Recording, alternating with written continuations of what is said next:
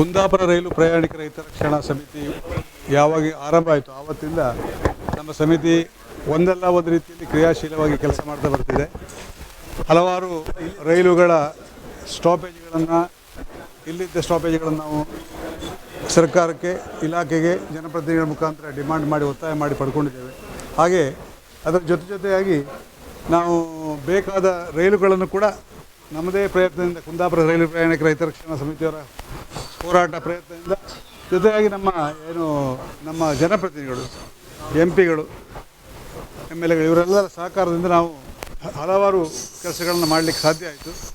ಈ ನಿಟ್ಟಿನಲ್ಲಿ ನಾವು ಇತ್ತೀಚೆಗೆ ನಮ್ಮ ರೈಲ್ವೆ ಸ್ಟೇಷನ್ಗೆ ಬರೋ ರಸ್ತೆಯನ್ನು ಹಿಂದಿನ ಶಾಸಕರು ಹಾಲಾಡಿ ಶ್ರೀನಿವಾಸ ಶೆಟ್ಟಿ ಅವರ ಸಹಕಾರದಿಂದ ರಸ್ತೆಯನ್ನು ಅಭಿವೃದ್ಧಿ ಮಾಡಲಿಕ್ಕೆ ನಮಗೆ ಸಾಧ್ಯವಾಯಿತು. ಹಾಗೆ ಕೆಲವು ದಾನಿಗಳ ಸಹಕಾರದಿಂದ ಕೆಲವು ಶೆಲ್ಟರ್ಗಳನ್ನು ಮಾಡಿದ್ದೇವೆ. ನಮ್ಮ ರೈಲು ಪ್ರಯಾಣಿಕರಿಗೆ ಬೇಕಾದಂಥ ವೇಳಾಪಟ್ಟಿ ಯಾವುದು ಇದೆ ಅದನ್ನು ಒಂದು ಫಲಕಗಳನ್ನು ಹಾಕಲಿಕ್ಕೆ ಆನಂದ್ ಕುಂದರ ಸಹಾಯದಿಂದ ಮಾಡಿಕೊಂಡಿದ್ದೇವೆ. ಹಾಗೂ ನಮಗೆ ಐಲೋ ಕುಂದಾಪುರ ಎನ್ನುವಂಥ ಒಂದು ಸೆಲ್ಫಿ ಪಾಯಿಂಟ್ ಅಂತ ಮಾಡಿಸ್ಕೊಂಡಿದ್ದೇವೆ. ಹಾಗೆ ಈಗ ನಮ್ಮ ಲಯನ್ಸ್ ಕ್ಲಬ್ನವರು ಕೂಡ ಬ್ಯೂಟಿಫಿಕೇಷನ್ ವರ್ಕ್ ಕೂಡ ತಾವೇ ಮಾಡಿಕೊಡ್ತೇವೆ ಅಂತ ಹೇಳಿದ್ದಾರೆ. ಎಲ್ಲಕ್ಕಿಂತ ಹೆಚ್ಚಾಗಿ ನಾವು ಸುಮಾರು ಜನರಿಗೆ ತುಂಬ ಅಗತ್ಯ ಇರುವಂಥದ್ದು, ನಮ್ಮ ಲಯನ್ಸ್ ಕ್ಲಬ್ ಮಂಗಳೂರಿನವರು ಸ್ವತಃ ರೈಲಿನಲ್ಲಿ ಪ್ರಯಾಣಿಸುವಾಗ ಆದ ತೊಂದರೆಯನ್ನು ಅವರು ಅದನ್ನು ಮನಗಂಡು ಒಂದು ಸಾರ್ವಜನಿಕ ಕಳಕಳಿಯಿಂದ ಅದನ್ನು ಯಾವುದು ಶೆಲ್ಟರನ್ನು ಮತ್ತು ಪ್ಲ್ಯಾಟ್ಫಾರ್ಮ್ ಎಲ್ಲ ಒಂದು ಅನ್ಇವನ್ ಇದ್ದರಿಂದ, ಲೆವೆಲ್ ಇಲ್ಲದಿದ್ದರಿಂದ ಇದನ್ನು ಟ್ರಾಲಿಗಳನ್ನು ಎಳ್ಕೊಬರ್ಲಿಕ್ಕೆ ಕಷ್ಟ ಆಗ್ತಿರುವಂಥದ್ದನ್ನು ಕಂಡು ಅದು ಏನಾದರೂ ನಾವು ಮಾಡಬೇಕು ಅನ್ನುವಂಥ ಒಂದು ಸದುದ್ದೇಶ ಇಟ್ಕೊಂಡು ನಮ್ಮೊಟ್ಟಿಗೆ ಚರ್ಚೆ ಮಾಡಿ, ಶಾಸಕರೊಂದಿಗೆ ಸಂಸದರೊಂದಿಗೆ ಚರ್ಚೆ ಮಾಡಿ ತಾವು ಒಂದು ಉತ್ಕೃಷ್ಟ ಮಟ್ಟದ ಒಂದು ಮೇಲ್ಛಾವಣಿಯನ್ನು ರೈಲ್ವೆ ಸ್ಟೇಷನ್ಗೆ ಅಗತ್ಯ ಇರುವ ಜಾಗಕ್ಕೆ ಪ್ಲ್ಯಾಟ್ಫಾರ್ಮ್ ನಂಬರ್ 1ರಲ್ಲಿ ಬಹುತೇಕ ಎಲ್ಲ ಸಮಸ್ಯೆ ನಮ್ಮ ಮಳೆ ಮತ್ತು ಬಿಸಿಲಿಗೆ ಸಹಕಾರಿಯಾಗುವ ರೀತಿಯಲ್ಲಿ ಮಾಡಿಕೊಡ್ಲಿಕ್ಕೆ ಹೊರಟಿದ್ದಾರೆ. ಇವತ್ತು ಶಿಲಾನ್ಯಾಸ ಆಗಿದೆ. ನಿಜಕ್ಕೂ ನಾವು ಇಷ್ಟು ದೊಡ್ಡ ಪ್ರಾಜೆಕ್ಟನ್ನು ಅವ್ರು ಮಾಡಿ ನಮ್ಗೆ ಕೊಡ್ತಾರೆ ಅಂತ ನಾವು ಎಣಿಸ್ಕೊಳ್ಳೇ ಇಲ್ಲ. ಅದು ಈಗ ಅವರು ಕೊಡಲಿಕ್ಕೆ ಹೊರದ್ರಿಂದ ಇನ್ನೂ 1-2 ಜನ ದಾನಿಗಳು ಸ್ವಲ್ಪ ಅವರು ಕೂಡ ಒಂದು ಆಸಕ್ತಿಯನ್ನು ತೋರಿದ್ದಾರೆ. ನಾನು ಬೇರೆ 1-2 ಪ್ರಾಜೆಕ್ಟ್ಸ್ಗಳನ್ನು ಕೂಡ ಮಾಡಲಿಕ್ಕೆ ಅಲ್ಲಿ ಯಾವುದು FOB ಮೇಲೆ ನಮ್ಮ ರೈಲ್ವೆ ಇನ್ನೊಂದು ಪ್ಲ್ಯಾಟ್ಫಾರ್ಮಿಗೆ ಹೋಗಲಿಕ್ಕೆ ಒಂದು ಬ್ರಿಡ್ಜ್ ಇದೆ, ಫುಟ್ ಓವರ್ ಬ್ರಿಡ್ಜ್, ಅದರ ಮೇಲೆ ಕೂಡ ಒಂದು ಶೆಲ್ಟರ್ ಮಾಡಿಸ್ಕೊಳ್ಬೇಕು ಅನ್ನೋಂಥ ಪ್ರಯತ್ನ ನಾವು ಮಾಡ್ತಾಯಿದ್ದೇವೆ. ಅದಕ್ಕೂ ಸಹ ದಾನಿಗಳ ಹುಡುಕಾಟದಲ್ಲಿದ್ದೇವೆ. ಕೆಲವರನ್ನು ಸಂಪರ್ಕ ಮಾಡಿದ್ದೇವೆ. ಅದು ಆಗ್ತದೆ ಸದ್ಯದಲ್ಲಿ. ಇದು ಒಂದು 3-4 ತಿಂಗಳಲ್ಲಿ ಅದು ಕೂಡ ಆಗ್ಬೋದು ಅನ್ನುವಂಥ ಒಂದು ನಮಗೊಂದು ನಿರೀಕ್ಷೆ ಇದೆ. ನಾವು ಆಶಾಭಾವನೆಯಲ್ಲಿದ್ದೇವೆ. ಇದೆಲ್ಲ ಆಗ್ತದೆ. ಆದಾಗ ನಮ್ಮ ಕುಂದಾಪುರ ಸ್ಟೇಷನ್ ಮತ್ತು ಅದ್ರ ಜೊತೆ ನಾವು ಈಗಾಗಲೇ ನಾನು ಹೇಳಿದಾಗ ಏನೇನು ಅಗತ್ಯಗಳುಂಟು, ನಾವು ಸಾರ್ವಜನಿಕ ಬರೀ ಸರ್ಕಾರದಿಂದ ಎಲ್ಲವನ್ನು ನಿರೀಕ್ಷೆ ಮಾಡಲಿಕ್ಕೆ ಸಾಧ್ಯ ಇಲ್ಲ. ನಾವು ಸಂಘ ಸಂಸ್ಥೆಗಳು, ದಾನಿಗಳು ಸಹಕಾರ ಮಾಡಿದ್ರೆ ಮಾತ್ರ ಮತ್ತು ಈ ಜನರಿಗೆ ಉಪಯೋಗ ಆಗ್ತದೆ. ಮತ್ತು ಯಾವುದೇ ಒಂದು ಕ್ಷೇತ್ರದಲ್ಲಿ ಅಭಿವೃದ್ಧಿಯನ್ನು ಪಡಿಸ್ಲಿಕ್ಕೆ ಸಾಧ್ಯ ಉಂಟು. ಬರೀ ಸರ್ಕಾರವನ್ನು ಒಂದೇ ನಂಬಿಕೊಂಡ್ರೆ ಆಗೋದಿಲ್ಲ. ಜನರಿಗೂ ಕೂಡ, ಸಾರ್ವಜನಿಕರು ಕೂಡ ಜವಾಬ್ದಾರಿ ಇದೆ. ಈ ನಿಟ್ಟಿನಲ್ಲಿ ನಮ್ಮ ಕುಂದಾಪುರ ರೈಲು ಪ್ರಯಾಣಿಕ ಸಮಿತಿಯ ಸರ್ವ ಸದಸ್ಯರು, ನಮ್ಮಲ್ಲಿ ಒಳ್ಳೆ ಕ್ರಿಯಾಶೀಲ ಸದಸ್ಯರಿದ್ದಾರೆ. ಎಲ್ಲ ಬೇರೆ ಬೇರೆ ರೀತಿಯ ಜನಗಳಿದ್ದಾರೆ. ಸ್ಟೇಷನ್ ಬಗ್ಗೆ ನಮ್ಮ ನಾಗರಾಜರು, ರಾಘವೇಂದ್ರ ಶೆಟ್ಟರು, ಉದಯ ಭಂಡಾರ್ಕರ್ ಹಾಗೆನವರು ದಿವಸ ರೈಲ್ವೆ ಸ್ಟೇಷನಿಗೆ ಬರ್ತಾರೆ. ಅಂದರೆ ಅಲ್ಲಿ ಏನು ತೊಂದರೆ ಐತೆ ಅದೆಲ್ಲ ಮನಗಂಡು ನಮ್ಮ ಸಮಿತಿ ಸದಸ್ಯರ ಎಲ್ಲ ಪ್ರಮುಖರಿಗೆ ಗಮನ ತಂದು ಅದನ್ನು ಪರಿಹಾರ ಮಾಡುವಂಥ ಪ್ರಯತ್ನ ನಾವು ಆಗಿಂದಾಗ ಮಾಡ್ತಾಯಿದ್ದೇವೆ. ಯಾವುದಾದ್ರು ಸಮಸ್ಯೆ ಇದ್ದರೆ ನಾವು ತಕ್ಷಣ ನಮ್ಮ ಕೊಂಕಣ ರೈಲ್ವೆ MD ಗಮನಕ್ಕೂ ಸಹ ನಾವು ಆಗಿಂದಾಗ ತರ್ತಾ ಇದ್ದೇವೆ. RRM ಗಮನಕ್ಕೆ ತರ್ತಾ ಇದ್ದೇವೆ. ನಮ್ಮ ವಿವೇಕ ನಾಯಕರಿದ್ದಾರೆ. ನಮ್ಮನ್ನು ಕುಂದಾಪುರದಲ್ಲಿ ಒಂದು ರೈಲ್ವೆ ಸಂಘಟನೆ, ಹೋರಾಟಗಾರರ ಸಂಘಟನೆ ಮಾಡೋದು ಆ್ಯಕ್ಚುಲಿ ವಿವೇಕ ನಾಯಕರೇ. ನಾವು ಮೂಲತಃ ಅವರು ಉತ್ತರ ಕನ್ನಡದ ಅಂಕೋಲದವರಾದರೂ ಕೂಡ ನಮ್ಮನ್ನೆಲ್ಲ ಹುರಿದುಂಬಿಸಿ ಇಲ್ಲಿ ಒಂದು ಸಂಘಟನೆ ಆಗಬೇಕನ್ನುವಂಥ ಒಂದು ಕೆಲಸ ನಮ್ಮನ್ನೆಲ್ಲ ಪ್ರೇರೇಪಣೆ ಮಾಡಿದವರು ಅವರೇ. ಇವಾಗಲೂ ಕೂಡ ಅವರಿಗೆ ನಮಗೆ ಆಗಿಂದಾಗ ಮಾರ್ಗದರ್ಶನ ಮಾಡ್ತಾರೆ. ನಾವೆಲ್ಲ ಒಟ್ಟಾಗಿ ಕೆಲಸ ಮಾಡ್ತಿದ್ದೇವೆ. ಇನ್ನು ಮುಂದಿನ ದಿವಸಗಳಲ್ಲಿ ಅದರ ಜೊತೆಗೆ ನಮ್ಮ ಗೌತಮ್ ಶೆಟ್ಟರ್ ಬಗ್ಗೆ ಇವತ್ತು ಬರಲಿಲ್ಲ, ಬೇರೆ ಬೇರೆ ಕಾರಣಕ್ಕೆ ಬರಲಿಲ್ಲ. ಅವರಲ್ಲಿರುವಂಥ ಅಗಾಧ ಜ್ಞಾನ, ಅದ್ಭುತ ಪಾಂಡಿತ್ಯ ಸಾಧಾರಣ ಇಲ್ಲಿ ಯಾರಿಗೂ ಇರಲಿಕ್ಕಿಲ್ಲ. ಅಂದರೆ ಅಷ್ಟು ಹುಷಾರಿದ್ದಾರೆ. ಆ ವಿಷಯದಲ್ಲಿ ತುಂಬ ಹುಷಾರು ಇದ್ದಾರೆ. ಮತ್ತು ಕೆಲಸ ಮಾಡುವಂಥ ಆ ಕಳಕಳಿ ಇದೆ ಸಾರ್ವಜನಿಕ ಹಿತದಲ್ಲಿ. ಹಾಗಾಗಿ ನಾವು ಒಟ್ಟಾಗಿ ಕೆಲಸ ಮಾಡ್ತಿದ್ದೇವೆ. ಇದು ನನ್ನೊಬ್ಬರಿಂದ ಆದ ಕೆಲಸ ಅಲ್ಲ ಯಾವುದು ಕೂಡ. ನಾವು ಇಲ್ಲಿ ಅಧ್ಯಕ್ಷ ನೆಪಕ್ಕೆ ಮಾತ್ರ ಕೆಲಸ ಮಾಡೋರೆಲ್ಲರೂ ಇದ್ದಾರೆ. ಹಾಗಾಗಿ ನಮ್ಮ ಸಮಿತಿ ಇನ್ನು ಮುಂದೆ ಕೂಡ ಕೆಲಸ ಮಾಡಲಿಕ್ಕೆ ಇಂಥ ಒಂದು ಏನು ಪ್ರಾಜೆಕ್ಟ್ಸ್ ಮಾಡ್ತಿದ್ದಾರೆ ಇದು ಪ್ರೇರಣೆ ಆಗಿದೆ. ಖಂಡಿತವಾಗಿ ಮುಂದಿನ ದಿನಗಳಲ್ಲಿ ಈ ಅಗತ್ಯ ಎಲ್ಲ ಸೌಕರ್ಯಗಳನ್ನು ನಾವು ಮಾಡ್ಕೊಳ್ಬೋದು ಅನ್ನುವಂಥ ಆಶಾವಾದವನ್ನು ನಾನು ವ್ಯಕ್ತಪಡಿಸ್ತೇನೆ.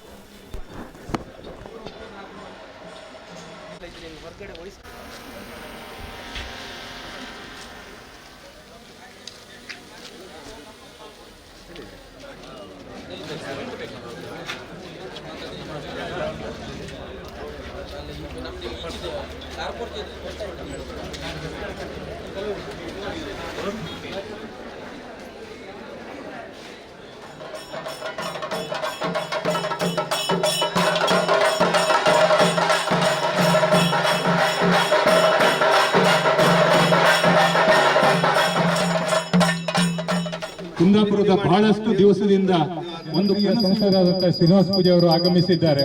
ಅವರು ಇಂದು ಇಲ್ಲಿ ಶಿಲಾನ್ಯಾಸವನ್ನ ನೆರವೇರಿಸಲಿದ್ದಾರೆ ಮತ್ತು ನಮ್ಮ ಈ ಕನಸನ್ನ ಈ ಲಯನ್ಸ್ ಗವರ್ನರ್ ಮೊಹಮ್ಮದ್ ಹನೀಫ್ ಅವರು ಸಹ ಆಗಮಿಸಿದ್ದಾರೆ. ಅವರನ್ನು ಆಹ್ವಾನಿಸ್ತಾ ಇದ್ದೇವೆ ಮತ್ತು ಇಂದಿನ RRM ಸಂಘದ ಸದಸ್ಯರಿಗೂ ಮತ್ತು ಲಯನ್ಸ್ ಕ್ಲಬ್ನ ಸರ್ವ ಸದಸ್ಯರಿಗೂ ಮತ್ತು ಈ ಕೊಂಕಣ ಸುಮಾರು 25 ಲಕ್ಷ ಬೀಳ್ಬೋದು. ಎರಡನೇ ಫೇಸ್ ಅನ್ನು ಮಹತ್ವ ಆಕಾಂಕ್ಷೆ ಆದಂಥ ಈ ಒಂದು ಯೋಜನೆ ಅಂತ ಹೇಳಿದ್ರೆ ಮತ್ತೇನೆಲ್ಲ ಲೋಕಲ್ MLA ಮುಂತಾದವರ ಸರ್ವರ ಆಶೀರ್ವಾದ ಕೂಡ ಇದ್ದು ಈ ಸಂದರ್ಭದಲ್ಲಿ ನಮ್ಮ ಅಪೇಕ್ಷೆ ಮೇರೆಗೆ ಆಗಮಿಸಿದ್ದಾರೆ ಸಂಸದರಾದ ಶ್ರೀಮಾನ್ ಕೋಟ ಶ್ರೀನಿವಾಸ ಪೂಜಾರಿ ಅವರು. ಇವರಿಗೆ ನಮ್ಮ ಲಯನ್ಸ್ ಕ್ಲಬ್ನ ಪರವಾಗಿ ಆತ್ಮೀಯವಾದ ಸ್ವಾಗತವನ್ನು ಬಯಸ್ತಾ ಇದ್ದೇನೆ ಮತ್ತು ಎಲ್ಲರಿಗೂ ಕೂಡ ನಮ್ಮ ಮೊಹಮ್ಮದ್ ಹನೀಫ್ ಅವರು ತಮ್ಮ ದಿವ್ಯ ಹಸ್ತದಿಂದ ಅತಿ ಶೀಘ್ರವಾಗಿ ಆದಷ್ಟು ಬೇಗ ಈ ಕಾರ್ಯ ಪೂರ್ಣವಾಗಲಿ ಅಂತ ಅವರು ಶಿಲಾನ್ಯಾಸ ಮಾಡಲಿಕ್ಕಿದ್ದಾರೆ. ಡಿಸೆಂಬರ್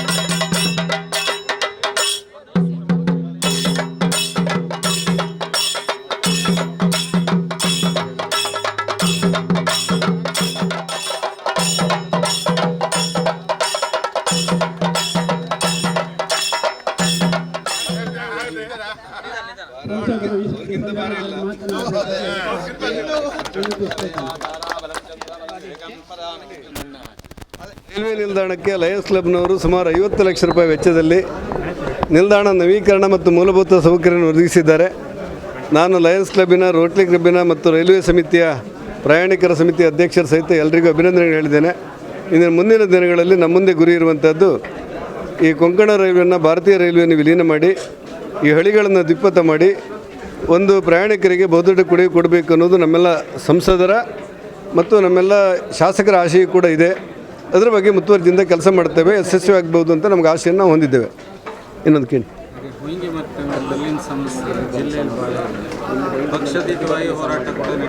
ಬೈಂದೂರಿನಲ್ಲಿ ಕೆಂಪು ಕಲ್ಲಿನ ಬಗ್ಗೆ ವಾಸ್ತವಿಕವಾಗಿ ಸತ್ಯ, ಕೆಂಪು ಕಲ್ಲು ಇಲ್ಲದೆ ಜನರಿಗೆ ಭಾಳ ತೊಂದರೆ ಆಗಿದೆ.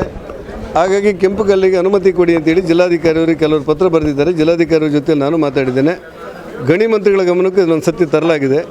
ಈ ಮರಳುಗಾರಿಕೆಯನ್ನು CRZ ಮತ್ತು ನಾನ್ CRZ ಎರಡು ಸಮಸ್ಯೆಗಳಿವೆ. ನಮಗೆಷ್ಟು ಮರಳು ಬೇಕಾಗುತ್ತೆ ಮತ್ತು ಎಷ್ಟು ಪೂರೈಕೆ ಆಗುತ್ತೆ ಅನ್ನೋದ್ರ ಚರ್ಚೆಗಳು ಕೂಡ ನಡೀತಾ ಇದೆ. ಈಗ ಹೊಸದಾಗಿ ಒಂದಿಷ್ಟು ಈ ವಲಯ 3 ಅಂದರೆ ಗ್ರಾಮ ಪಂಚಾಯತ್ ವ್ಯಾಪ್ತಿಯಲ್ಲಿರುವಂಥ ಮರಳನ್ನು ತೆಗೆದು ಗ್ರಾಹಕರು ನೇರವಾಗಿ, ನಾನು ಹಿಂದೆ ಮಂತ್ರಿ ಆಗಿದ್ದಾಗ ಯಾರಿಗೆ ಬಡವರಿಗೆ ಮನೆ ಕಟ್ಟಲಿಕ್ಕೆ ಬೇಕಾದರೆ ಅವರು 300 ರೂಪಾಯಿನ ಗ್ರಾಮ ಪಂಚಾಯತಿಗೆ ಕಟ್ಟಿ ಅವರು ಯಾರ ಅನುಮತಿ ಬೇಕಾಗಿಲ್ಲ, ಅವರೇ ತಗೊಂಡು ಹೋಗ್ಬೋದು ಅಂತ ಒಂದು ತೀರ್ಮಾನಕ್ಕೆ ನಾವು ಬಂದು ಅದನ್ನು ಮಾಡಿದ್ದೆವು. ಈಗ ಅದರ ಅನುಷ್ಠಾನ ಕೆಲವು ಕಡೆ ಆಗ್ತದೆ, ಕೆಲವು ಕಡೆ ಆಗ್ತಾ ಇಲ್ಲ. ಅದನ್ನು ಸರಿಪಡಿಸಬೇಕಾದಂಥ ಅವಶ್ಯಕತೆಗಳಿದೆ. ಮುಂದುವರೆದು ನಾನ್ CRZ ಇರುವಂಥ ಮರಳು ತೆಗಿಲಿಕ್ಕೆ ಇನ್ನೂ ಕೂಡ ಕೆಲವು ಅರ್ಜಿಗಳನ್ನು ಹಾಕಿದ್ದಾರೆ ಮತ್ತು ಕೆಲವು ಅರ್ಜಿಯನ್ನು ಹಾಕ್ತಾ ಇದ್ದಾರೆ. ನಾನ್ CRZ ಸಮಸ್ಯೆಗಳು ಆದಷ್ಟು ಬೇಗ ಮುಗೀತದೆ. CRZಗೆ ಈಗ ಕೇಂದ್ರದ ಗೈಡ್ಲೈನ್ ಪ್ರಕಾರ ಮೊದಲು CRZಲ್ಲಿ ಮರಳು ತೆಗೆದರೆ ಸಮುದ್ರದ ಅಂಚಿನಲ್ಲಿ ತೆಗೆದರೆ ಅದರ ಮಧ್ಯೆ ಹಾಕಬೇಕು ಅಂತ ಒಂದಿತ್ತು. ಹೂಳು ತೆಗೆದರೆ ಸಮುದ್ರಕ್ಕೆ ಹಾಕಬೇಕು, ಭಾಳ ಆಳಕ್ಕೆ ಹಾಕಬೇಕಂತ ಇದೆ. ಈಗ ಅದನ್ನು ಬದಲಾವಣೆ ಮಾಡಿ ಅಕ್ಕಪಕ್ಕದಲ್ಲಿರುವಂಥ ಹೊಂಡಕ್ಕೆ ಹಾಕ್ಬೋದು ಅಂತ ಮಾಡಿದ್ದಾರೆ. ನಾವು ಈಗ ಮಂತ್ರಿಗಳನ್ನು, ಕೇಂದ್ರ ಮಂತ್ರಿಗಳನ್ನು ಭೇಟಿ ಮಾಡಿ ಆ ಮರಳನ್ನು ತೆಗೆದ ಮರಳನ್ನು CRZ ಅಲ್ಲಿ ತೆಗೆದ ಮರಳನ್ನು ಮರಳುಗಾರಿಕೆ ಸಂಬಂಧಪಟ್ಟಂತೆ ಜಿಲ್ಲೆಯಲ್ಲಿ ಒಂದು ಸಮಿತಿ ಇದೆ, ಮರಳು ಸಮಿತಿ ಅಂತೇಳಿ. ಆ ಸಮಿತಿಗೆ ನೀವು ವಿವೇಚನೆ ಕೊಟ್ಟರೆ ಬಡವರಿಗೆ ಮನೆ ಕಟ್ಟಲಿಕ್ಕೆ ಅನುಕೂಲ ಆಗುತ್ತೆ ಅನ್ನುವಂಥ ಪ್ರಸ್ತಾಪ ಕೊಟ್ಟಿದ್ದೇವೆ. ಬಹುತೇಕ ಅದು ಆಗುತ್ತೆ ಅನಿಸುತ್ತೆ ನನಗೆ. ಏನೇ ಆದರೂ ಉಡುಪಿ ಜಿಲ್ಲೆ ಬೈಂದೂರು ಸೇರಿದಂತೆ ಮರಳು ಮತ್ತು ಕೆಂಪು ಕಲ್ಲಿನ ಬಗ್ಗೆ ಜಿಲ್ಲಾಧಿಕಾರಿ ಜೊತೆ ಒಂದು ಸತಿ ನಾವು ಚರ್ಚೆ ಮಾಡ್ತೇವೆ. ನಾಡ್ದು ಮತ್ತೆ ಚರ್ಚೆ ಮಾಡಿ ಅದನ್ನು ಪರಿಹಾರ ಮಾಡುವಂಥ ಪ್ರಯತ್ನವನ್ನು ಮಾಡ್ತೇವೆ. ರಾಜ್ಯ ಸರ್ಕಾರ ಕೂಡ ಇದ್ರ ಗಮನಕ್ಕೆ ತರ್ತಾ ಇದ್ದೇವೆ. ಒಂದು ಸಾರಿ ಮುಖ್ಯಮಂತ್ರಿಗಳ ಜೊತೆಲಿ ನಾನೇ ಭೇಟಿ ಮಾಡಿ ನಾನೇ ಮುತುವರ್ಜಿ ತಗೊಂಡು ಸಭೆ ಕರೆದಿದ್ದೆ. ಈಗ ಮತ್ತೆ ಅಂಥ ಸಮಸ್ಯೆ ಬಂದದ್ರಿಂದ ಅಗತ್ಯ ಇದ್ದರೆ ಮುಖ್ಯಮಂತ್ರಿಗಳನ್ನು ಭೇಟಿ ಆಗ್ತೀವಿ. ಸಹಜವಾಗಿ ನಮ್ಮೆಲ್ಲ ಶಾಸಕರು ಇದ್ರ ಬಗ್ಗೆ ಚರ್ಚೆ ಮಾಡ್ತೇನೆ ಅಂತ ಹೇಳಿದ್ದಾರೆ. ಬಹುತೇಕ ಪ್ರಸ್ತಾವನೆಯನ್ನು ಕೊಟ್ಟಿದ್ದಾರೆ ಸರ್ಕಾರಕ್ಕೆ. ಸದನದಲ್ಲಿ ಚರ್ಚೆ ಇದ್ದರೆ ಅದಕ್ಕೆ ಅವಕಾಶ ಇದ್ದರೆ ಬಳಸಿಕೊಂಡು ಜನರಿಗೆ ಹಿತಾಗುವಂಥ ಕೆಲಸ ಮಾಡ್ತೇವೆ.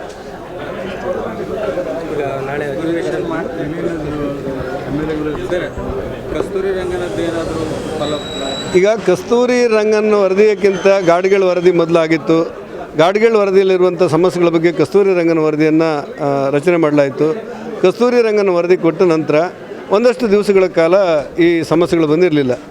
ಈಗ ನಮ್ಮ ಹಸಿರು ಪೀಠಕ್ಕೆ ಮತ್ತು ಸುಪ್ರೀಂ ಕೋರ್ಟಿಗೆ ಕೆಲವರು ಸಾರ್ವಜನಿಕ ಹಿತಾಸಕ್ತಿ ದಾವೆ ಹಾಕಿದ ಹಿನ್ನೆಲೆಯಲ್ಲಿ ಸುಪ್ರೀಂ ಕೋರ್ಟಿನವರ ಮತ್ತು ಹಸಿರು ಪೀಠದ ಆದೇಶಕ್ಕೆ ಅನುಗುಣವಾಗಿ ಅಲ್ಲಲ್ಲಿ ಕೆಲವು ಕಡೆಯಲ್ಲಿ ಕಸ್ತೂರಿ ರಂಗನ್ ವರದಿಯ ವಾದಗಳು ಚರ್ಚೆಗಳು ನಡೀತವೆ.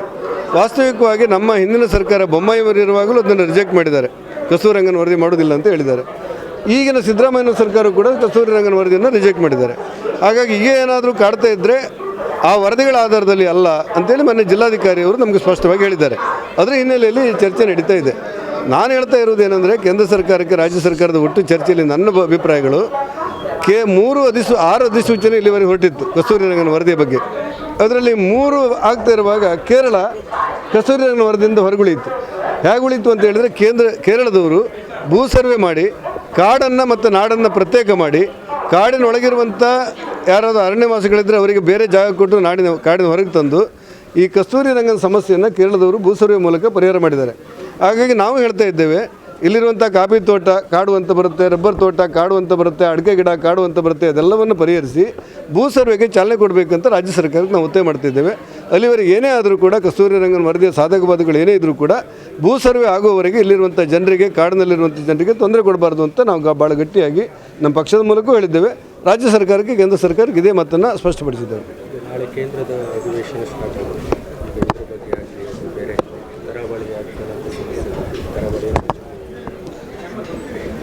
ಮಲೆನಾಡು ಮತ್ತು ಕರಾವಳಿ ಎರಡು ರೀತಿಯ ಭೌಗೋಳಿಕವಾಗಿ ಒಂದು ಚಿಕ್ಕಮಗಳೂರಿನ ಮಲೆನಾಡು ಪ್ರದೇಶ ಬರುತ್ತೆ, ಒಂದು ರೀತಿಯ ಕರಾವಳಿ ಸಮಸ್ಯೆಗಳು ಬರುತ್ತೆ. ಹಾಗಾಗಿ ಕರಾವಳಿ ಸಮಸ್ಯೆಯಲ್ಲಿ ಮೀನುಗಾರಿಕೆ, ರೈತರು ಮತ್ತಿತರ ವ್ಯವಸ್ಥೆಗಳಿದ್ರೆ, ಮಲೆನಾಡಿನಲ್ಲಿರುವಂಥ ಕಾಫಿ ತೋಟ, ಅಡಿಕೆ ತೋಟ ಅದರ ಸಮಸ್ಯೆಗಳೇ ಬೇರೆ ಇದೆ.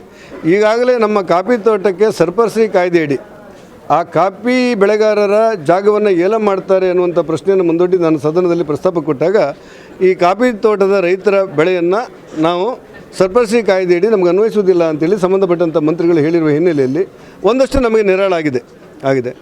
ಈ ಕರಾವಳಿಯಲ್ಲಿರುವಂಥ ಈ ಮರಳುಗಾರಿಕೆಗಳು, ಮೀನುಗಾರಿಕೆಗಳು ಇದ್ರ ಬಗ್ಗೆ ಕೂಡ ಚರ್ಚೆಗೆ ಹಾಕ್ತಿದ್ದೇವೆ. ನನಗನ್ಸುತ್ತೆ ಏನು ಗೊಂದಲವನ್ನು ಪ್ರತಿಪಕ್ಷವರು ಮಾಡದೇ ಇದ್ದರೆ ಸರಿಯಾದ ಉತ್ತರ ನಮಗೆ ಬರುತ್ತೆ, ಅದರಿಂದ ಒಳ್ಳೆಯದಾಗುತ್ತೆ ಅಂತ ನಾನು ಅಂದ್ಕೊಂಡಿದ್ದೀನಿ. ಆತ್ಮೀಯರಾದಂಥ ಎಲ್ಲ ಲಯನ್ಸ್ ಸದಸ್ಯರೇ ಹಾಗೂ ಪತ್ರಿಕಾ ಪ್ರತಿನಿಧಿಗಳೇ, ಲಯನ್ಸ್ ಒಂದು ಅಂತಾರಾಷ್ಟ್ರೀಯ ಸಂಸ್ಥೆ. 1917ರಲ್ಲಿ ಇದು ಚಿಕಾಗೋದಲ್ಲಿ ಹುಟ್ಟಿಕೊಂಡದ್ದು. ತದನಂತರ ನಮ್ಮ ಭಾರತದಲ್ಲಿ ಇರ್ಬೋದು, ಕರ್ನಾಟಕದಲ್ಲಿ ಇರ್ಬೋದು, ಸಾಧಾರಣ 200 ದೇಶಗಳಲ್ಲಿ ಲಯನ್ಸ್ ಒಂದು ಸೇವಾ ಸಂಸ್ಥೆಯಾಗಿ ಕೆಲಸವನ್ನು ಮಾಡ್ತಾ ಇದೆ. ಮುಖ್ಯವಾಗಿ ಇಮೇಜನ್ನು ಹೆಚ್ಚಿಸುವಂಥ ಕಾರ್ಯಕ್ರಮಗಳನ್ನು ನಾವು ಮಾಡ್ತಾ ಇದ್ದೇವೆ. ಆ ನಿಟ್ಟಿನಲ್ಲಿ ಇವತ್ತು ಲಯನ್ಸ್ ಕ್ಲಬ್ ಮಂಗಳೂರಿನವರು ರೈಲ್ವೆ ಶೆಲ್ಟರ್ ಅಂತ ಏನು ಹೇಳ್ತೀರಿ ನೀವು, ಅದನ್ನು ಇಲ್ಲಿ ನಿರ್ಮಿಸಿಕೊಡಲಿಕ್ಕೆ ಸಿದ್ಧರಾಗಿದ್ದಾರೆ. ಯಾಕಂದರೆ ನಮ್ಮ ಸಮುದಾಯದ ಜನರಿಗೆ ಅತ್ಯಂತ ಅಗತ್ಯವಾಗುವಂತಹ, ಇಲ್ಲಿ ರೈಲ್ವೆ ಸ್ಟೇಷನಲ್ಲಿ ಪ್ರಯಾಣಿಕರಿಗೆ ಅಗತ್ಯವಾಗುವಂಥ ಶೆಲ್ಟರ್ ಅಗತ್ಯತೆ ಇದೆ. ಆ ನಿಟ್ಟಿನಲ್ಲಿ 50 ಲಕ್ಷ ರೂಪಾಯಿ ವೆಚ್ಚದಲ್ಲಿ ಈ ಒಂದು ಶೆಲ್ಟರ್ ನಿರ್ಮಾಣ ಹಂತಕ್ಕೆ ಲಯನ್ಸ್ ಕ್ಲಬ್ ಮಂಗಳೂರಿನ ಅಧ್ಯಕ್ಷರಿರ್ಬೋದು, ಸರ್ವ ಸದಸ್ಯರು ಸೇರಿ ಇದೊಂದು ಅತ್ಯುತ್ತಮವಾದ ನಮ್ಮ ಲಯನ್ಸಿನ ಇಮೇಜನ್ನು ಹೆಚ್ಚಿಸುವಂಥ ಒಂದು ಸೇವಾ ಕಾರ್ಯಕ್ರಮವನ್ನು ಅವರು ಅಳವಡಿಸಿಕೊಂಡಿದ್ದಾರೆ. ಅದಕ್ಕೋಸ್ಕರ ಮೊದಲನೇದಾಗಿ ಲಯನ್ಸ್ ಕ್ಲಬ್ ಮಂಗಳೂರಿನ ಸರ್ವ ಸದಸ್ಯರಿಗೆ ಅಭಿನಂದನೆಗಳನ್ನು ಸಲ್ಲಿಸ್ತಾ ಇದ್ದೇನೆ. ಅದರಂತೆ ಎಲ್ಲ ಕ್ಷೇತ್ರಗಳಲ್ಲಿ, ಸಾರ್ವಜನಿಕ ಕ್ಷೇತ್ರ ಇರ್ಬೋದು, ಆರೋಗ್ಯ ಕ್ಷೇತ್ರ ಇರ್ಬೋದು, ಶಿಕ್ಷಣ ಕ್ಷೇತ್ರ ಇರ್ಬೋದು, ಬಹಳಷ್ಟು ಸೇವಾ ಕಾರ್ಯಕ್ರಮಗಳನ್ನು ಲಯನ್ಸ್ ಕ್ಲಬ್ ಮಂಗಳೂರಿನವರು ಮಾಡಿದ್ದಾರೆ.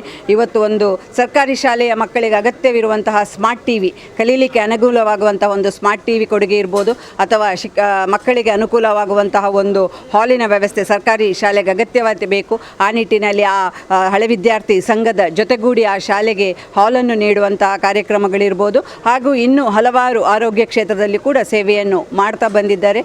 ಬಹಳ ಸಂತೋಷವಾಗ್ತಿದೆ. ಲಯನ್ಸ್ ಕ್ಲಬ್ಬು ಹಂಗ್ಳೂರು ನಮ್ಮ ಜಿಲ್ಲೆಯ ಒಂದು ಪ್ರತಿಷ್ಠಿತ ಕ್ಲಬ್ಗಳಲ್ಲಿ ಒಂದು ಕ್ಲಬ್ ಅಂತ ಹೇಳಲಿಕ್ಕೂ ಕೂಡ ಬಹಳ ಸಂತೋಷವಾಗ್ತಿದೆ. ನಮ್ಮ ಲಯನ್ಸಿಗೆ ಸೇವೆಯ ಜೊತೆ ನಮಗೆ ಕ್ಲಬ್ಗಳಿರ್ಬೋದು, ಮೆಂಬರ್ಶಿಪ್ ಇರ್ಬೋದು. ಆ ನಿಟ್ಟಿನಲ್ಲಿ ಈಗಾಗಲೇ ಜಿಲ್ಲಾ ಗವರ್ನರ್ ಅವರು ಹೇಳಿದ ಹಾಗೆ ಅತ್ಯಂತ ಹೆಚ್ಚು ಸದಸ್ಯರನ್ನು ನೀಡುವ ಮೂಲಕ ಇರ್ಬೋದು, ಅಥವಾ ನಮ್ಮ ಲಯನ್ಸ್ ಕ್ಲಬ್ ಇಂಟರ್ನ್ಯಾಷನಲ್ ಫೌಂಡೇಶನಿಗೆ MJF ಆಗುವುದರ ಮುಖಾಂತರ ದೇಣಿಗೆಯನ್ನು ನೀಡುವಂಥ ಕೆಲಸವನ್ನು ಇರ್ಬೋದು, ಹಾಗೂ ಒಂದು ಹೊಸ ಕ್ಲಬ್ಬುಗಳನ್ನು, ಯಾಕಂದರೆ ನಮ್ಮ ಅಂತಾರಾಷ್ಟ್ರೀಯ ಅಧ್ಯಕ್ಷರೇನೇ ಲಯನ್ಸ್ ಸಂಸ್ಥೆ ಬೆಳಿಬೇಕು, ನೀವು ಹೇಗೆ ಬೆಳಿಬೇಕು, ಹೆಚ್ಚು ಹೆಚ್ಚು ಸದಸ್ಯರನ್ನು ಮಾಡುವ ಮುಖಾಂತರ ಅಥವಾ ಹೆಚ್ಚು ಹೆಚ್ಚು ಕ್ಲಬ್ಗಳನ್ನು ಮಾಡುವ ಮುಖಾಂತರ ನಮ್ಮ ಸಂಸ್ಥೆಯನ್ನು ನಾವು ಬೆಳೆಸಬೇಕು ಎಂಬ ಮಾತನ್ನು ಹೇಳ್ತಾರೆ. ಆ ನಿಟ್ಟಿನಲ್ಲಿ ಅದಕ್ಕೆ ಪೂರಕವಾದ ಎಲ್ಲ ಕೆಲಸಗಳನ್ನು ಲಯನ್ಸ್ ಕ್ಲಬ್ ಹಂಗ್ಳೂರಿನವರು ಮಾಡಿದ್ದಾರೆ. ಅವರಿಗೆ ಜಿಲ್ಲೆ 317 ಸಿಯ ಪರವಾಗಿ ಅಭಿನಂದನೆಗಳನ್ನು ಸಲ್ಲಿಸ್ತಾ ಇದ್ದೇನೆ. ಇನ್ನೂ ಹೆಚ್ಚಿನ ಸೇವಾ ಕಾರ್ಯಕ್ರಮಗಳು, ನಮ್ಮ ಸಮುದಾಯದ ಜನರಿಗೆ ಅಗತ್ಯವಾದ ಸೇವಾ ಕಾರ್ಯಕ್ರಮಗಳು ಲಯನ್ಸ್ ಕ್ಲಬ್ ಹಂಗ್ಳೂರಿನಿಂದ ನಡೆಯಲಿ ಅಂತ ಆಶಿಸುತ್ತಾ ಅವಕಾಶ. ಲಯನ್ಸ್ ಕ್ಲಬ್ ಹಂಗ್ಳೂರು ಏಕೆಂದರೆ ನಮ್ಮ ಜಿಲ್ಲೆಯ ಒಂದು ಪ್ರತಿಷ್ಠಿತ ಕ್ಲಬ್ನೆಲ್ಲ ಒಂದಾದಂಥ ಕಳೆದ 28 ವರ್ಷಗಳಲ್ಲಿ ಉತ್ತಮ ಕಾರ್ಯಕ್ರಮ ಜನರಿಗೆ ಸೇವೆಯನ್ನು ಸಲ್ಲಿಸುತ್ತಾ ನಮ್ಮ ಕುಂದಾಪುರದಲ್ಲಿ, ನಮ್ಮ ಉಡುಪಿ ಜಿಲ್ಲೆಯಲ್ಲಿ ಅಂತ ಹೇಳ್ಬೋದು. ಅದು ಅಲ್ಲದೆ ಈ ಸಲ ನಮ್ಮ ರೋಹನ್ ಡಿಕೋಸ್ಟಾ ಇವರ ಟೀಮ್ನಿಂದ ಕೆಲವೆಲ್ಲ ಅತ್ಯುತ್ತಮ ಕಾರ್ಯಕ್ರಮ ಇಡೀ ಜಿಲ್ಲೆಯಲ್ಲೇ ಮಾಡಿಸ್ಕೊಂಡು ಬಂದಿದ್ದಾರೆ. ಯಾಕಂದರೆ I very happy to say ಅವರು ಈಗಾಗಲೇ ಜಿಲ್ಲೆಯಲ್ಲಿ ಪ್ರಥಮ ಸ್ಥಾನದಲ್ಲಿ ಇಲ್ಲಿದ್ದಾರೆ ಹೇಳಲಿಕ್ಕೆ ನಾನು ತುಂಬ ಸಂತೋಷ ಪಡ್ತೇನೆ. ಅದೇ ರೀತಿ ಇಷ್ಟು ಕಾರ್ಯಕ್ರಮ ಇದ್ದರೂ ಕೂಡ ಇಡೀ ವರ್ಷ ಅವ್ರು ಪ್ರತಿದಿನ ನೀವು ಪೇಪರ್ನಲ್ಲಿ ನೋಡ್ಬೋದು, ಯೂಟ್ಯೂಬ್ನಲ್ಲಿ ನೋಡ್ಬೋದು, ವಾಟ್ಸಪ್ ಗ್ರೂಪ್ನಲ್ಲಿ ಯಾವುದೋ ಗ್ರೂಪಲ್ಲಿ ನೋಡಿದ್ರು ಕೂಡ ಪ್ರತಿದಿನ 2 ರಿಂದ 3 ಕಾರ್ಯಕ್ರಮ ಪ್ರತಿ ಸ್ಕೂಲಿಗೆ ಇರ್ಬೋದು, ಎಜುಕೇಷನ್ ಇರ್ಬೋದು, ಹೆಲ್ತ್ ಇರ್ಬೋದು, ಹೋಮ್ ಫಾರ್ ಹೋಮ್ಲೆಸ್ ಇರ್ಬೋದು, ಎನ್ವೈರ್ಮೆಂಟ್ ಇರ್ಬೋದು, ಪ್ರತಿಯೊಂದು ಚೈಲ್ಡ್ಹುಡ್ ಕ್ಯಾನ್ಸರ್ ಇರ್ಬೋದು, ಯೂತ್ ಫಾರ್ ಎಜುಕೇಷನ್ ಪ್ರತಿಯೊಂದರಲ್ಲಿ ಕೂಡ ತಮ್ಮ ಸಮಯವನ್ನು ಕೊಟ್ಟು ಈ ಕ್ಲಬ್ಬು ಉತ್ತಮ ಕಾರ್ಯಕ್ರಮ ನಡೆಸಿದೆ ಹೇಳಲಿಕ್ಕೆ ನಾನು ತುಂಬ ಹೆಮ್ಮೆ ಪಡ್ತೇನೆ. ಅದೇ ರೀತಿ ಈ ದಿನ ಅಧಿಕೃತ ಗೌರವ ಈ ದಿನದಂದು ಬೆಳಿಗ್ಗೆಯಿಂದ ನಾವು ಒಂದು 2 ಗಂಟೆಗೆ ನಮ್ಮ ಕಾರ್ಯಕ್ರಮ ಸ್ಟಾರ್ಟ್ ಮಾಡಿದ್ದೇವೆ. ಅದು ಶಾಲೆ ಕೊಡುವ ನಿಮ್ಮ TV ಇರ್ಬೋದು, ಮಕ್ಕಳಿಗೆ ಕೊಡುವಂಥ ಅದೊಂದು ಬಸ್ ಸ್ಟ್ಯಾಂಡ್ನ ರಿನೋವೇಷನ್ ಇರ್ಬೋದು, ಅದೇ ರೀತಿ ಮತ್ತೊಂದು ಶಾಲೆಯಲ್ಲಿ ನಡೆಯುವಂಥ ಒಂದು ಹಾಲಿಗೆ ಕೊಡುವಂಥ ದೇಣಿಗೆ ಇರ್ಬೋದು. ಇದೆಲ್ಲಕ್ಕಿಂತ ಮಿಚ್ಚಿತಾಗಿ ನಮ್ಮ ಕುಂದಾಪುರ ರೈಲ್ವೆ ಸ್ಟೇಷನ್, ಯಾಕಂದರೆ ನಾವು ಬೊಂಬೈ ಹೋಗೋ ಕುಂದಾಪುರ ರೈಲ್ವೆ ಸ್ಟೇಷನ್ ಗೊತ್ತಾಗೋದಿಲ್ಲ. ಯಾಕಂದರೆ ಇಲ್ಲಿರುವಂಥ ನಮ್ಮ ಜನರಿಗೆ ಇಲ್ಲೊಂದು ತಂಗುದಾಣ ಭಾರಿ ಕಮ್ಮಿ. ಅದನ್ನು ನೋಡಿಕೊಂಡು ಈ ಸಲ ಒಂದು 50 ಲಕ್ಷ ರೂಪಾಯಿ ವೆಚ್ಚದಲ್ಲಿ ಒಂದು ಅತಿ ಉತ್ತಮ ತಂಗುದಾಣವನ್ನು ಮಾಡಲಿಕ್ಕೆ ನಮ್ಮ ಹಂಗ್ಳೂರು ಕ್ಲಬ್ಬಿನವರು ಮುಂದೆ ಬಂದಿದ್ದಾರೆ. ಅದರಿಂದ ನಾವು ನಮ್ಮ ಜಿಲ್ಲೆಯ ಪರವಾಗಿ ಹೆಮ್ಮೆಯಿಂದ ಅವರು ಎಲ್ಲರಿಗೂ ಒಂದೇ ಮಾತಿನಲ್ಲಿ ಧನ್ಯವಾದವನ್ನು ಸಮರ್ಪಿಸ್ತೇನೆ. ಅದೇ ರೀತಿ ಮುಂದಿನ ದಿನಗಳಲ್ಲಿ ಕೂಡ ಈ ಕ್ಲಬ್ಬಿನ ಎಲ್ಲ ಸೇವೆಗಳು ಒಳ್ಳೆಯ ರೀತಿಯಲ್ಲಿ ನಡೆಯಲಿ, ಜನರಿಗೆ ಉತ್ತಮ ಲಾಭವಾಗುವಂಥ ಕಾರ್ಯಕ್ರಮಗಳು ನೀವು ಮಾಡುತ್ತಾ ಬಂದು ಒಂದು ನಮ್ಮ ಜಿಲ್ಲೆಯಲ್ಲೆಲ್ಲ ನಮ್ಮ ಮಲ್ಟಿಪಲಲ್ಲೇ, ಬಿಕಾಸ್ ನಾನು ಮೊನ್ನೆ ಮಲ್ಟಿಪಲ್ ಹೋದಾಗ ಕೂಡ ನಮ್ಮ ರೋಹನ್ ಡಿಕೋಸ್ಟ್ ಬಗ್ಗೆ ಮಾತಾಡಿದ್ದೆ. ಹೆಚ್ಚು MJF ಕೊಡುವ ಮೂಲಕ, ಒಂದು ಹೊಸ ಕ್ಲಬ್ ಕೊಡುವ ಮೂಲಕ, ಹೆಚ್ಚು ಮೆಂಬರ್ಶಿಪ್ ಕೊಡುವ ಮೂಲಕ ಆಲ್ರೆಡಿ ಈಗ ಕುಂದಾಪುರದಲ್ಲಿ ಒಂದು 67 ಮೆಂಬರ್ ಇದ್ದುಕೊಂಡು ಕೂಡ ಈ ದಿನ ಕೂಡ ಒಂದು 5 ಹೊಸ ಮೆಂಬರನ್ನು ಕೊಡುವ ಮೂಲಕ ಒಂದು ಅತಿ ಉತ್ತಮ ಕ್ಲಬ್ ಆಗಿ ಮೂಡಿ ಬಂದಿದೆ ಹೇಳಲಿಕ್ಕೆ. ಅದರಿಂದಾಗಿ ಆ ಕ್ಲಬ್ಬಿನ ಪ್ರತಿಯೊಂದು ಸದಸ್ಯರಿಗೂ ಕೂಡ ಒಂದೇ ಮಾತಿನಲ್ಲಿ ಧನ್ಯವಾದ ಹೇಳುತ್ತಾ, ಅವರ ಹಿರಿಯರಾದ ಬಾಲಕೃಷ್ಣ ಶೆಟ್ಟರ್ ಅವರು ಕೂಡ ಝೋನ್ ಚೇರ್ಮನ್ ಅವರು ಕೂಡ ನಮ್ಮೊಟ್ಟಿಗಿದ್ದಾರೆ, ಸ್ವಪ್ನ ಸುರೇಶ್ ಫಸ್ಟ್ ವಿಡಿಜಿ ಕೂಡ ನಮ್ಮೊಟ್ಟಿಗಿದ್ದಾರೆ, ನಮ್ಮ ಕ್ಯಾಬಿನೆಟ್ ಟ್ರೆಜರ್ ಅಂತ ನಮ್ಮ ಶ್ರೀನಿವಾಸ್ ಪೈ ಕೂಡ ನಮ್ಮೊಟ್ಟಿಗಿದ್ದಾರೆ. ಪ್ರತಿಯೊಂದು ಲಯನ್ಸ್ನ ಆಹ್ವಾನಿತರು ಕೂಡ ಇಲ್ಲಿದ್ದಾರೆ. ಎಲ್ಲರಿಗೂ ಒಂದೇ ಮಾತಿನಲ್ಲಿ ನಾನು ಅಭಿನಂದನೆ ಸಲ್ಲಿಸ್ತೇನೆ. Thank you very much.